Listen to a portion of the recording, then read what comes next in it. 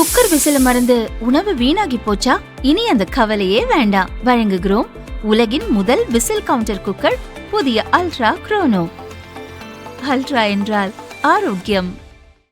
தமிழகத்தில் அடுத்த 7 நாட்களுக்கு கனமழை கொட்டி தீர்க்கும் என்று சென்னை வானிலை மையம் கணித்துள்ளது.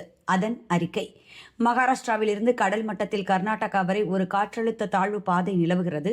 இன்னொரு பக்கம் வடக்கு ஒடிசா, மேற்கு வங்கத்தின் கடலோர பகுதிகளில் இந்த தென்மேற்கு பருவமழை காலத்தின் முதல் காற்றழுத்த தாழ்வு பகுதி உருவானது. அடுத்த 2 நாட்களில் இது மேலும் வலுப்பெறக்கூடும். இந்த வானிலை மாற்றங்கள் எதிரொலியாக இன்று கோவை மாவட்ட மலைப்பகுதிகள், நீலகிரி மற்றும் தேனி மாவட்டங்களில் கனமழை கொட்டி தீர்க்கும். வட தமிழகத்தில் ஓரிரு இடங்களிலும், புதுச்சேரி மற்றும் காரைக்கால் பகுதிகளிலும் மிதமான மழை பெய்யக்கூடும். 4ஆம் தேதி கோவை, நீலகிரி மற்றும் கன்னியாகுமரி மாவட்டங்களில் கனமழை பெய்யக்கூடும்.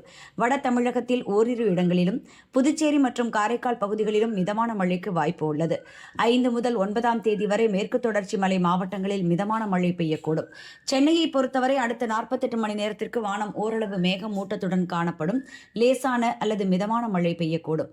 எச்சரிக்கை விடுக்கப்பட்ட ஊர்களில் மழை பெய்யும் போது இடி மின்னலுடன் பலத்த காற்றும் வீசும் என்று வானிலை ஆய்வு மையம் கூறியுள்ளது.